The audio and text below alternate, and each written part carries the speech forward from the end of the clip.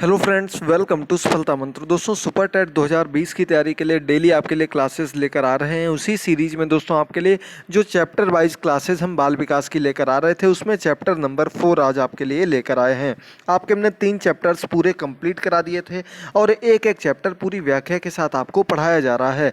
तो दोस्तों, आज का हमारा चैप्टर नंबर 4 है समाजीकरण की प्रक्रिया, सोशलाइजेशन प्रोसेस। अच्छे से समझिएगा, छोटा सा चैप्टर है और आपके सभी एग्जाम्स में कम से कम 1 या 2 प्रश्न आपको यहाँ से जरूर मिलेंगे। आप लोग सोच रहे होंगे क्या ये यूपी टेट के लिए इंपॉर्टेंट है? तो दोस्तों आपको बता दें, यूपी टेट हो या सुपर टेट हो, ये सभी टॉपिक आपको पढ़ना बहुत ही ज़रूरी है। इसके बाद आगे जो भी टॉपिक होंगे वो भी आपको अलग से पढ़ा देंगे, जो कि ज़्यादातर आपके यूपी टेट में बहुत ही ज़्यादा पूछे जाते हैं। तो इन सभी क्लासेस को देखते रहिए, चैनल को सब्सक्राइब कर दीजिए, बेल आइकन को प्रेस कर दीजिए और अपने सभी दोस्तों के साथ शेयर करना मत भूलिएगा। साथ ही साथ दोस्तों, पुरानी क्लासेस के लिंक नीचे दिए गए, उनको भी ज़रूर देखिएगा। तो बात करते हैं हम लोग समाजीकरण की। आखिर समाजीकरण होता क्या है, सोशलाइजेशन होता क्या है? तो समाजीकरण का तात्पर्य होता है दोस्तों समाज से जुड़ना। सीधे सीधे अगर समझा जाए, सोशल लाइफ, सोशल यानी कि समाज से जुड़ा हुआ व्यक्ति वो समाजीकरण प्रक्रिया का अंग होता है।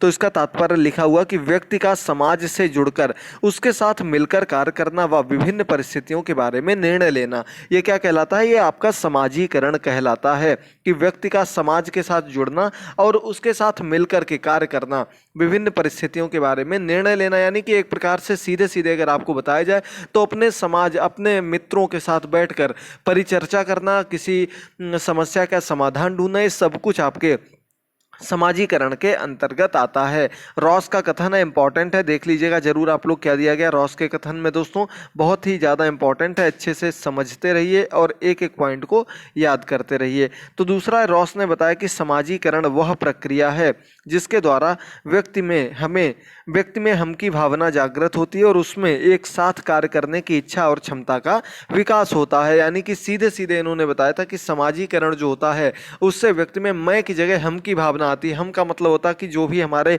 सगे संबंधी, मित्र, दोस्त लोग हैं उनके साथ मिलकर कार्य करना, इसकी भावना जागृत होती है और एक साथ कार्य करने की इच्छा मन में उठती है, क्षमता मन में उठती है। ये रॉस का कथन है, आपको अच्छे से याद रखना है। आगे बढ़ते हैं दोस्तों, समाजीकरण की प्रक्रिया के अंतर्गत कुछ अन्य महत्वपूर्ण पॉइंट। तो इसमें आपका पहला पॉइंट है, मनुष्य एक सामाजिक प्राणी है, बिना समाज के किसी भी व्यक्ति का सर्वांगीण विकास संभव नहीं है। यानी कि मनुष्य एक सामाजिक प्राणी आपको शुरू से पढ़ाया जा रहा है। तो बिना, जब तक व्यक्ति समाज से नहीं जुड़ेगा, जब तक समाज को नहीं समझेगा, तब तक व्यक्ति का सर्वांगीण विकास नहीं हो पाएगा और वो लगभग सभी क्षेत्रों में पिछड़ता रहेगा। अगला पॉइंट है, समाजीकरण के अंतर्गत कौशल, क्षमता, अनुकरण करना, आत्मनिर्भर होना, संस्कृति, धर्म, संस्कार, मानवीय मूल्य आदि को भी सीखता है। यानी कि जब व्यक्ति समाज से जुड़ता है तो उसके अंदर कौशल की क्षमता आती है, यानी कि बातचीत करने की क्षमता आती, भाषा कौशल उसका बढ़ता है। साथ ही साथ अनुकरण करना, दूसरों को देखता, अनुकरण करता, नई नए चीज़ों के बारे में चिंतन करता है, नकल करता है, सभी चीज़ें सीखता है। अगला, आत्मनिर्भर होना, यानी कि आत्मनिर्भर, सेल्फ डिपेंड होना, कुछ ना कुछ करने की कोशिश करते हैं। जब आप दूसरों को देखते हैं कि वो ऐसा कर रहे हैं, पढ़ रहे हैं, तो निश्चित तौर पर आपके मन में भी ऐसे विचार आते हैं कि हमको भी ये कार्य करना चाहिए। संस्कृत के बारे में सीखता है, धर्म, संस्कार, मानवीय मूल्य, इन सभी के बारे में व्यक्ति तभी सीख पाएगा जब वो समाज से जुड़ा होगा। परिवार, समाज, समुदाय समाजीकरण के मुख्य घटक हैं। आपका फैमिली हो गया, परिवार हो गया, इसके बाद समाज हो गया और समुदाय हो गया। ये सभी आपके जो समाजीकरण की प्रक्रिया उतनी ही अच्छे से, उतनी ही आसान रहेगी जितना कि आप इन सभी घटकों से मिलकर कार्य करेंगे, जितना कि व्यक्ति इनसे जुड़ा रहेगा। आगे बढ़ते हैं अगले पॉइंट पर दोस्तों।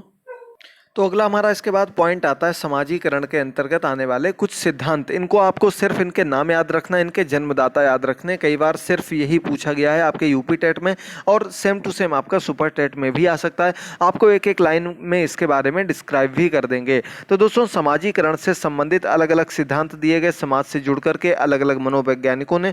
तो इनमें आपको मुख्य रूप से 3 सिद्धांत बताए जाते हैं। पहला हमारा स्वदर्पण सिद्धांत, इसके जन्मदाता कौन है? कूले स्वदर्पण सिद्धांत के जन्मदाता। दूसरा, मैं और मुझे का सिद्धांत, इसके जन्मदाता, इस सिद्धांत को तैयार किया था मीड ने। तीसरे, सामूहिक प्रतिनिधित्व का सिद्धांत, ये इसके जन्मदाता माने जाते हैं दुर्खिम। स्वदर्पण है कूले, मैं और मुझे के हैं मीड, और सामूहिक प्रतिनिधित्व के हैं दुर्खिम। इनके नाम याद रखिएगा। चलिए एक एक लाइन में आपको जल्दी से बताते चलते हैं। स्वदर्पण, स्वदर्पण का मतलब क्या होता है? दर्पण माने शीशा, स्व माने स्वयं, यानी कि इस सिद्धांत के अनुसार समाजीकरण अंतः क्रिया पर आधारित है, यानी कि स्वयं से संबंधित है। समाज व अन्य बाहरी लोगों के संपर्क में आने से बालकों में स्वयं के बारे में सोचने की स्थिति विकसित होती है, यानी कि स्वयं के बारे में समझते हैं। आप दूसरों से कंपेयर करते हैं, दूसरों से चीज़ों का अनुकरण करके उस चीज़ को सीखते हैं, आगे बढ़ते हैं। कूले के अनुसार बालक का प्रथम समूह जो है, प्रथम पाठशाला जो है वो परिवार है। ये कूले ने बताया था दोस्तों, बाकी लोगों ने भी बताया है, आपने पढ़ा भी होगा। बालक की प्रथम पाठशाला जो होता है, जो कि अनौपचारिक होती है, वो परिवार होता है, माता पिता होते हैं। ये आपका नंबर 1 का सिद्धांत था, स्वदर्पण का सिद्धांत। नंबर 2 पर हम लोग पहुंचते हैं। मैं और मुझे का सिद्धांत नंबर 2 पर दिया गया। मैं और मुझे का सिद्धांत, इसमें क्या दिया गया है कि मीड के अनुसार हम समाज में अपनी भूमिका का निर्वाह करते हैं। ये सिद्धांत दिया था मीड ने, और मीड ने बताया था कि इस सिद्धांत में हम समाज में अपनी भूमिका का निर्वाह करते हैं। बालकों में धीरे धीरे यह अवधारणा आने लगती है कि उसकी बातों और व्यवहार का अन्य व्यक्तियों पर कैसा प्रभाव पड़ता है। उसके आधार पर बालक में मैं की भावना विकसित होती है, यानी कि जब हम समाज से जुड़ते हैं, अपने मित्रों से जुड़ते हैं, उनके साथ कोई बात शेयर करते हैं, उनको कोई पॉइंट समझाते हैं, तो उन पर इस बात का कितना प्रभाव पड़ रहा है, ये मैं की भावना को दर्शाता है। क्या उन पर कोई प्रभाव पड़ रहा है या नहीं पड़ रहा है। और मैं और मुझे का मिश्रित रूप स्व होता है, दोनों एक दूसरे के पूरक हैं, यानी कि मैं जो कि दूसरों के माध्यम से हम सीख रहे हैं वो मैं के अंतर्गत आ गया, और मुझे भी इसी से संबंधित है, दोनों एक दूसरे के पूरक हैं। और ये मैं और मुझे का सिद्धांत किसने दिया था? मीड ने दिया था, याद रखिएगा, सोशलाइजेशन प्रोसेस के अंतर्गत। आगे बढ़ते हैं तो नंबर 3 पर हमारा आ जाता है सामूहिक प्रतिनिधित्व का सिद्धांत, दुर्खिम ने दिया था। इनके अनुसार बालक जिस समाज में जन्म लेता है वह उस समाज के आचरण व्यवहार का अनुकरण करने लगता है। प्रत्येक समाज की अपनी विचारधाराएं, आदर्श, संस्कार और मान्यताएं होती हैं, जिसे समाज के लोगों द्वारा स्वीकृति मिलती है। यानी कि सामूहिक प्रतिनिधित्व के सिद्धांत के अंतर्गत क्या होता है कि बालक समाज में जन्म लेता है, बिल्कुल सही बात है, समाज से ही चीज़ों को ग्रहण करता है, संस्कृति को, संस्कारों को अर्जित करता है। तो जब उनको अनुकरण के माध्यम से सीखता है तो क्या हो जाता है कि समाज में बालक मिलकर चलता है, समाज के साथ जुड़कर चलता है, जिससे समाज के लोगों के द्वारा उसे स्वीकृति दी जाती है। ये दुर्खिम ने अपने इस सिद्धांत के अंतर्गत बताया था। ये आपके तीनों सिद्धांत कंप्लीट होते हैं। आगे हम लोग बढ़ेंगे तो दोस्तों अगला पॉइंट आपके सामने दिया गया है कि समाजीकरण को प्रभावित करने वाले कारक, यानी कि ऐसे कौन कौन से कारक हैं जिससे हम सोशलाइजेशन प्रोसेस को, समाजीकरण को प्रभावित करते हैं।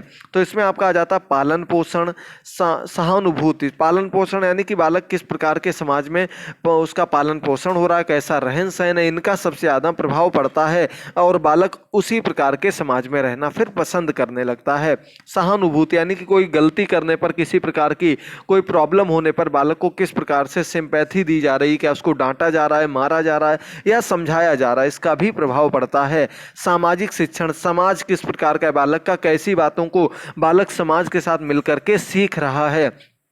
पुरस्कार एवं दंड, ये बहुत ही इंपॉर्टेंट है, अलग से आपको टॉपिक भी पढ़ाएंगे। जीवन कौशल जो हमारा एक अलग से पूरा पोर्शन है, 5-10 नंबर का पूछा जाएगा सुपर टेट में, उसमें भी आपको बहुत डीपली पढ़ाया जाएगा। पुरस्कार दंड से बालक के अंदर एक किसी कार्य को करने के लिए उत्प्रेरक का कार्य करता है, उसके अंदर एक क्षमता जागृत होती है कि हाँ हमको ये कार्य करना चाहिए। कभी कभी ये नकारात्मक भी हो जाता है। वंशानुक्रम, वंशानुक्रम का मतलब हो गया कि माता पिता के गुणों का आ जाना। ये हमने आपको लास्ट क्लास जो हमारी हुई थी चैप्टर 3 जो था वो इसी पर आधारित था, आपने पढ़ा होगा। अगला परिवार आ गया, आपका पालन पोषण से संबंधित है। मित्र आ गए, समुदाय आ गए, ये सभी आपके समाजीकरण की प्रक्रिया को प्रभावित करते हैं। अब समाजीकरण होता कितने प्रकार का है, तो मुख्य रूप से समाजीकरण 2 प्रकार का होता है। प्राथमिक समाजीकरण, प्राइमरी सोशलाइजेशन प्रोसेस, फिर आता है हमारा द्वितीयक यानी कि गौड़। प्राथमिक ज़्यादा इंपॉर्टेंट होता है, इसके बाद द्वितीयक जो होता है वो प्राथमिक पर आधारित होता है। ये दोनों आपको याद रखने। प्राथमिक मुख्य रूप से जहाँ पर आप चीज़ों को सीखते हैं, समझते हैं, घर परिवार विद्यालय ये सब चीज़ें इसके अंतर्गत आ जाती हैं, जहाँ बालक समाज के साथ जुड़ करके नई नई चीज़ों के बारे में अध्ययन करता है और सीखता है। द्वितीयक इसका ही छोटा सा भाग है, जो चीज़ें वहाँ नहीं सीख पाता उनमें जो परिवर्तन होते हैं वो आपके द्वितीयक के अंतर्गत आ जाते हैं। अगला हमारा पॉइंट है समाजीकरण की अवस्थाएं। दोस्तों आपको बता दें, आपके 3 चैप्टर्स बहुत अच्छे से बता दिए, कल क्लास नहीं आ पाई थी। साथ ही साथ आज आपको बता दें 69,000 भर्ती की आज सुनवाई भी सुप्रीम कोर्ट में लगी हुई है।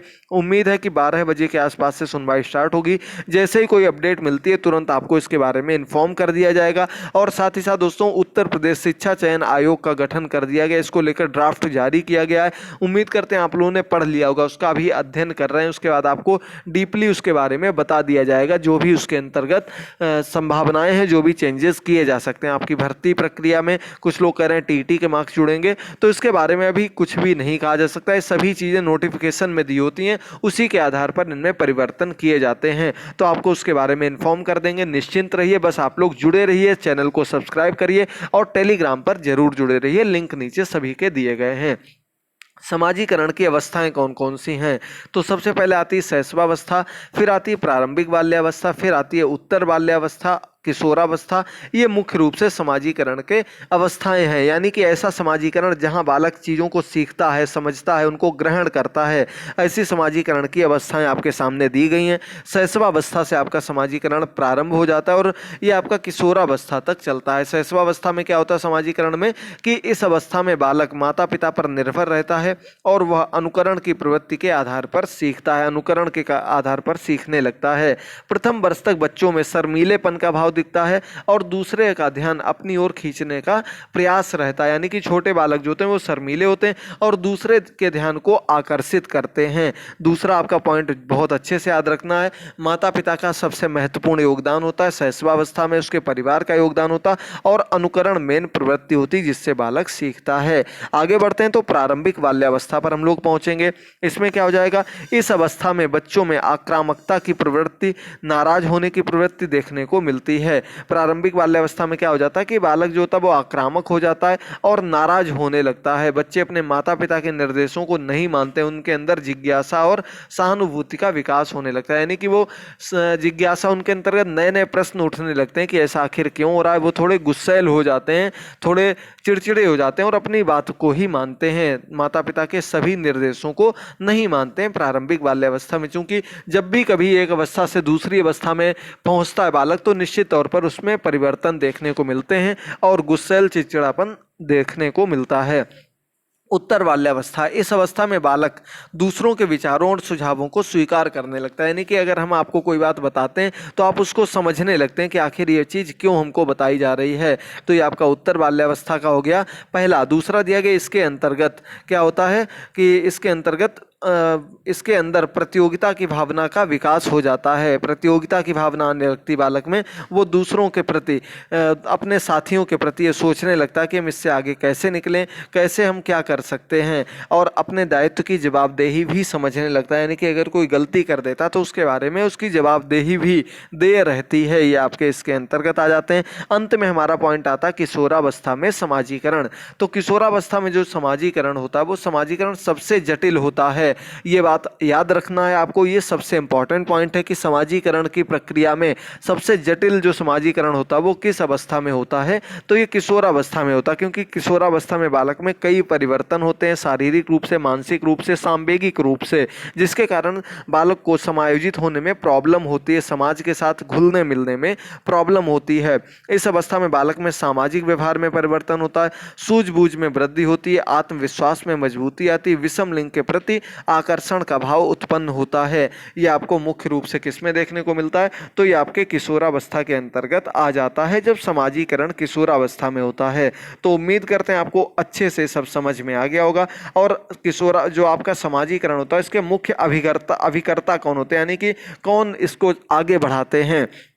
मुख्य रूप से हमने आपको बताया था परिवार हो गए, अभिभावक हो गए, इसके बाद अध्यापक भी, जो आपका मुख्य रूप से समाजीकरण होता है, जो आपकी फॉर्मल टीचिंग का सेंटर होता है, विद्यालय होता है, वहाँ अध्यापक होते हैं, तो ये भी मुख्य अभिकर्ता के अंतर्गत आते हैं। आपके मित्र हो गए, खेल हो गया, ये आपके सभी समाजीकरण की प्रक्रिया को बढ़ाने के अंग होते हैं। उम्मीद करते हैं कम से कम समय में आपको पूरा चैप्टर क्लियर हो गया होगा। ऐसी ही क्लासेस को डेली पाने के लिए जल्दी से हमारे चैनल को सब्सक्राइब कर लीजिए और पिछली 3 क्लासेस के लिंक नीचे दिए गए उन क्लासेस को भी जरूर अधिक से अधिक देखिए, शेयर करिए। आज की इस क्लास में इतना ही। 69,000 भर्ती की अपडेट आपको शाम को देते रहेंगे। तब तक के लिए थैंक यू दोस्तों, गुड बाय, टेक केयर।